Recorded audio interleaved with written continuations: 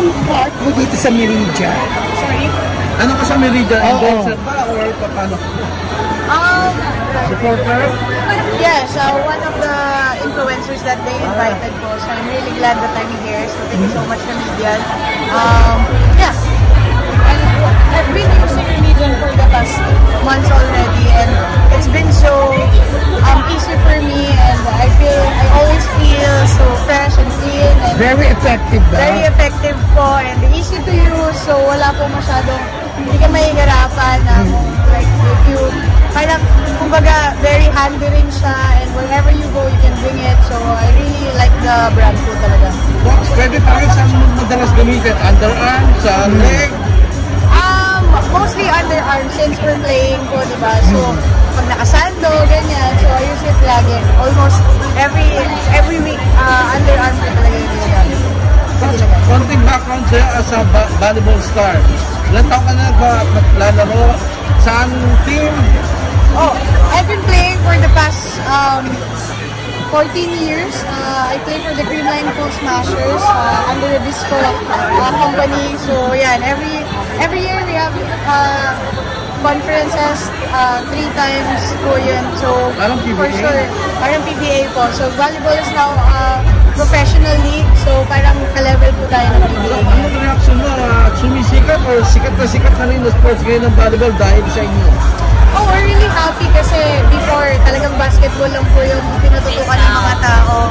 And yun, ang sa amin lang po, sobrang saya na namin, ang dami namin na-inspire na tao, ang dami namin na-entertain ng mga tao, and nakikita nila yung talent ng mga Filipino women. So, we're just really happy to be part of the PBL community, and we're looking forward po din pa sa mga susunod na generations na maglalaro, and yung mga suporta po ng mga fans na hindi po talaga napapagod.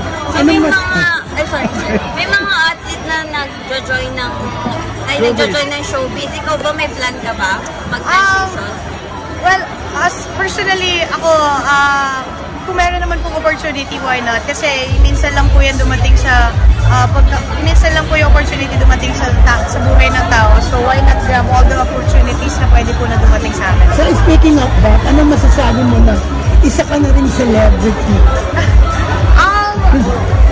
Lagi, at the end of the day naman po, laging puro magiging grateful po talaga ako na nandito ako sa ganitong sa career na to, sa volleyball, minsan po sa mga events, ganyan. So, I'm really, really grateful na yung mga opportunities po, lahat ng blessings po na dumadating, sobrang grateful talaga. Ano masasabi mo?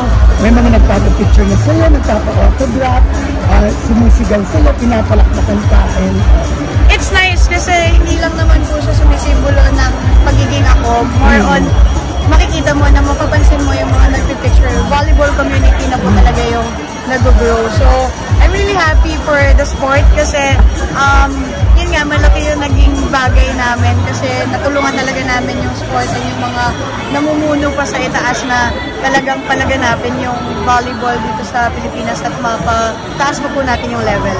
So, nag-start ako PBA writer, no? So, mas pamilya ako sa PBA, hindi pa masyado sa volleyball.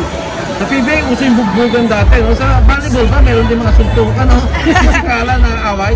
Well, magkahiwalay po kasi yung teams eh. So, malayo po na magkaroon ng mga bugbugan or suntukan. Especially we're women, so we don't really want to be like that. And also, meron siguro mga konting asaran, but if you will see yung sportsmanship po ng mga players. Parang magkakaibigan karamihan, no? Sobrang po magkakaibigan yung volleyball community. May biruan na. Kasi kahit ibang teams po kami ngayon, pero marami po dyan na iba-ibang teams, pero same po ng pinagalingan ng college teams nila. So talagang yung, kumbaga, yung friendship po ng volleyball community, maganda po talaga. Meron bang national team ng volleyball na sasali sa mga international Opo, meron po. Meron po yun palagi. And makikita nyo naman po sa news and sa mga social media kung sino po yung mga pinapadala. Ikaw ba part ka? I've been part of the SEA Games this year. So, yun, nagkaroon lang po ng complications dun sa, in terms of the schedule. So, iba po yung pinadala this time. Salamat. That's all.